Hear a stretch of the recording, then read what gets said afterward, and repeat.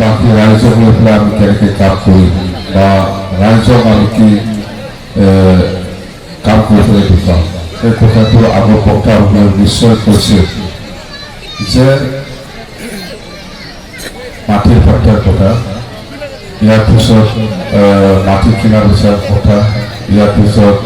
আমি ধৰ্মীয় অনুষ্ঠানত পইচা দিবৰ কাৰণে কি আঁচনি লৈছে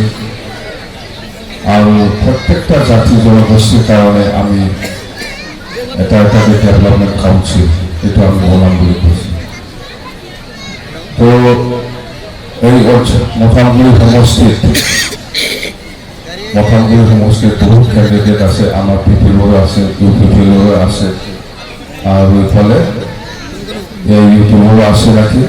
ইউটিউব আছে, ইউটিউবৰ আছে আৰু কংগ্ৰেছৰো আছে নিশ্চয় আৰু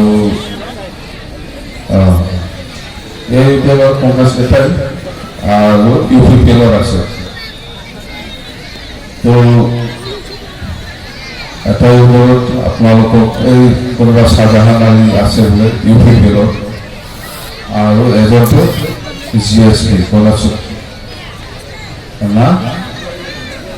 ইব্ৰাহিম আলী এই গাঁঠিয়াটো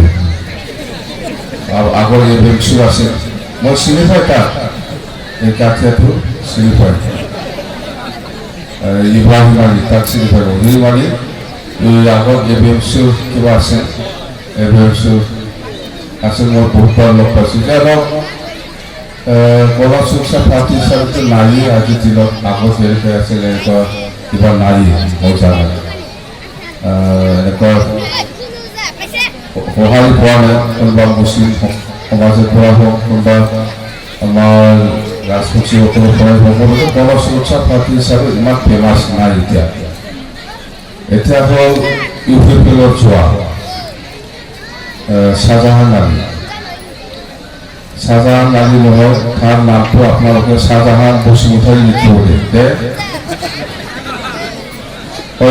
শ্বাহজাহান বসুমতাৰী বা ধৰ্ম বা নাৰ্জাৰী এনেকুৱা লিখি দিয়ে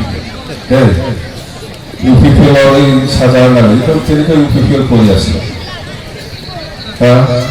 ইউপিপিএল কোনোবা মুছলিম আমি ইউপিপিএল কৰে, য'ত ইউপিপিএলৰ লিডাৰ প্ৰমোদ বড়ো বা আপচুৱে